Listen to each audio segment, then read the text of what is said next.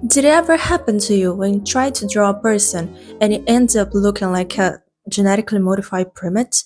I couldn't understand how, after dozens of observations drawings, I would still draw this looking like this. Okay, just kidding, but still. What is the secret in drawing people? The hypothesis we're gonna try today is simple. I'm gonna learn proportions.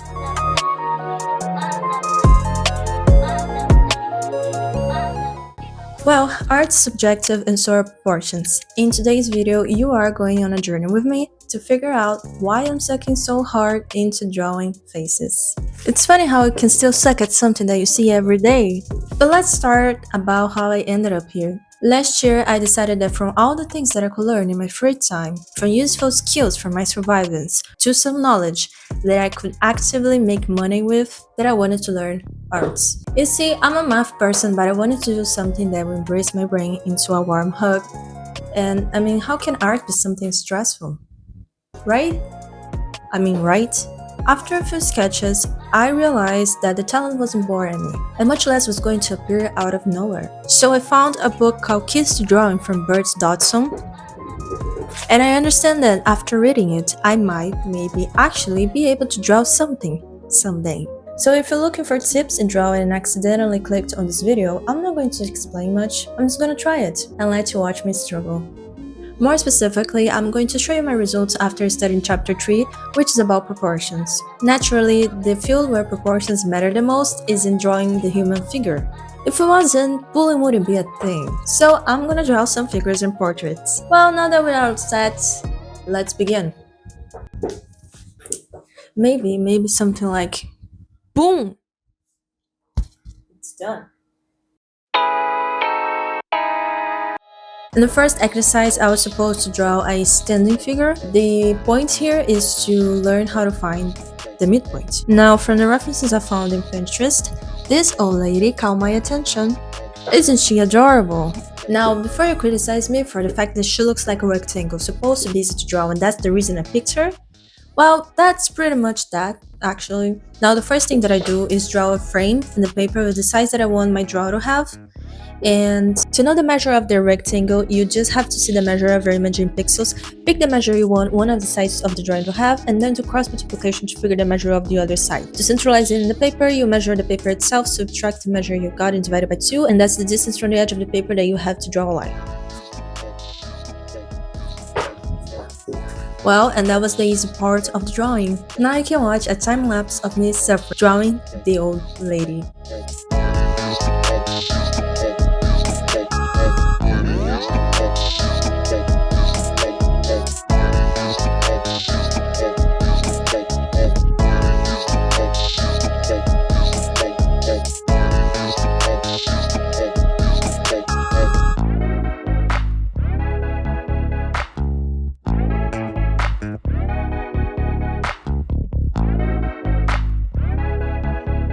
The idea behind finding the midpoint is to know that there is an equal distance between this midpoint and the top of the head and this midpoint and the tip of the toes. And this way, your drawing always gonna fit in the paper and you have a better understanding of what size each thing should have. So the goal in this drawing was finding the midpoint.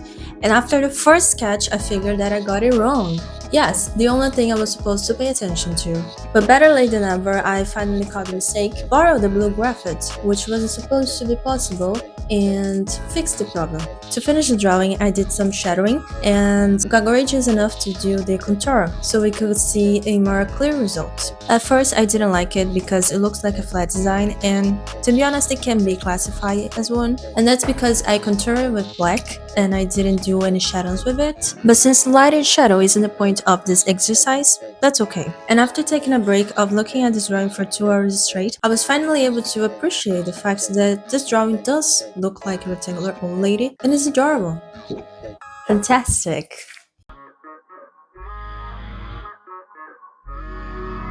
And I present to you my next victim. The idea of this exercise was to draw a more relaxed pose so I could work in some horizontal and vertical reference lines. In this figure, for example, her hand coincides with her knee, following a vertical line. Now, let's just speed this one up because it's just not my best moment in life. Yes, thank you.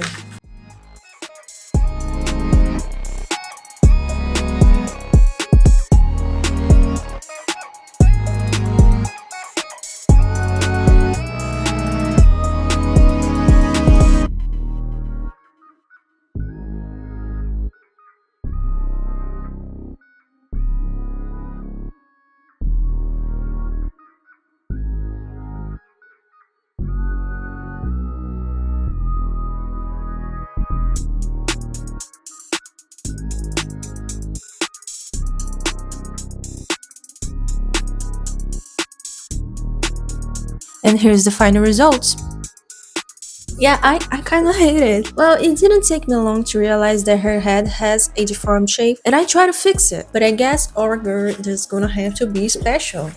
You know, that's part of life sometimes. Now, one thing that the book says is don't mess the size of the head, and now I can clearly understand it because it did ruin the whole drawing. And besides that, you can see that the drawing is too big for my limited talents, so it's just a lot more work to do, and it doesn't look very good because I still don't have the skills to do it. But lesson learned, if it's not the point of the exercise, you don't have to do it that big. And also start with the head, and then you make everything proportional. And you're done.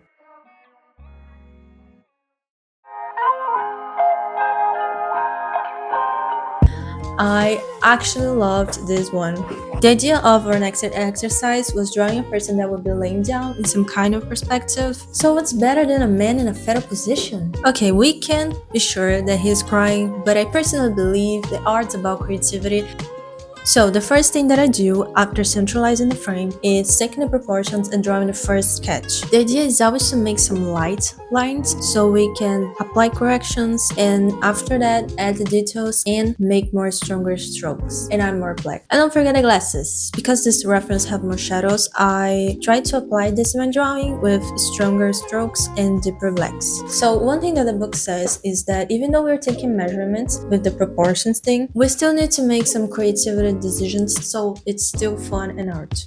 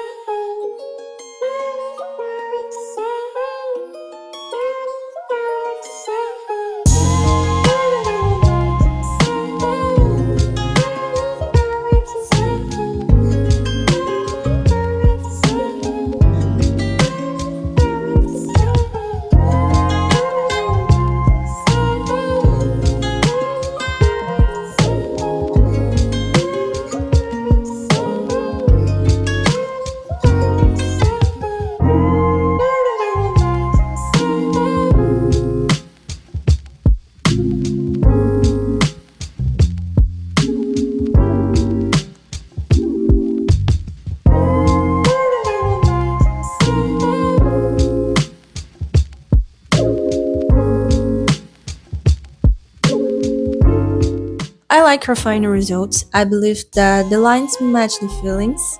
There is a little bit of sadness in it, and he's very committed to the crying. Overall, 5 stars, would recommend. Which I cannot say about our next drawings. Tragic, I know.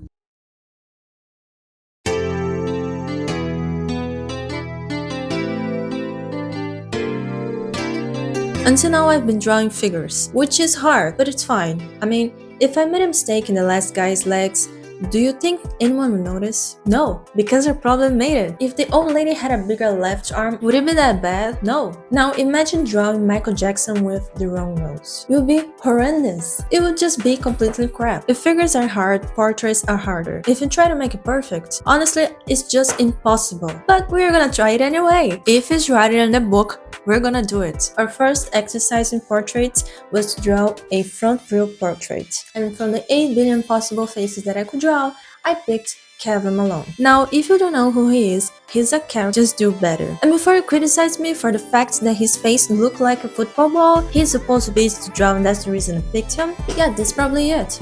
My problem with drawing portraits is that if you do anything wrong, it just looks bad. So I decided to go a little bit safe in here. So I drew in a smaller space, with lighter strokes, and with a familiar reference. Here's a quick review. I'm gonna read that. Kevin has a round face. His curved lines create a pleasant surprise in the view. The hair is little with a huge impact. It is impossible not to notice how little there is. The eyes are hidden with fat around the face, like hiding gems. He has very slight unibrows, creating a unique view. Overall, the staff is great and the price is fair. Definitely will be back.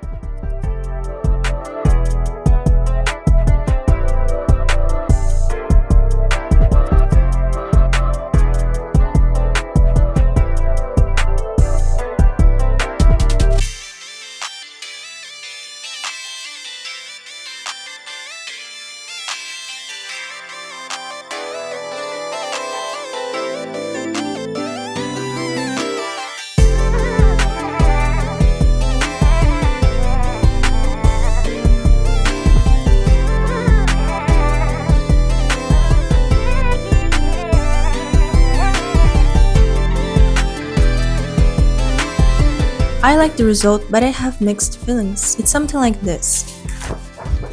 Oh, it looks like Kevin! I even got a fat straightener. Very good. Oh, wait. What? How I was able to get everything wrong? What a huge piece of shit. Isn't this hysterical? Okay, now I don't know if I'm saying her name right, and honestly, I don't think I have the patience to go on to Google Translator to figure that out, but it's not gonna look like her anyway, so let's just call her Anne Hathaway. I have PTSD just from talking about this. So, our next exercise was to draw a 3/4 view portrait. And I had the brilliant idea of picking a picture of Anne Hathaway. So I started by centralizing the drawing, and the first step is to find the midpoint. You see, in Kevin, the midpoint was easy to find because it was in the contour of the face, but in Anne, there was nothing in the midpoint. In the middle of the horizontal line of the picture, we have the corner of her right eye, and in the vertical line, we have the tip of her nose. And the coincidence of these two lines is in her cheeks. Trying to start from the midpoint here was a huge mistake. Since I don't have anything in the paper to compare, it's just bad to start from the eye or the nose. Unfortunately, this information didn't come to me so easily, so I made the same mistake twice. I seriously considered giving up, but would that be learning if I don't even give myself the chance to fail? So I tried again a third time with a different technique and also mindset. So I started with the contour of the face, and even if it wasn't in the right proportion, I understood what the book meant with first drawing the shape and then start correcting it. You're supposed to do it wrong in the first time. Like anything in life, if you wanted to learn a new skill, you're gonna suck at it first. You're gonna get frustrated and have good and bad days. Drawing is supposed to be easy, and this draw certainly wasn't.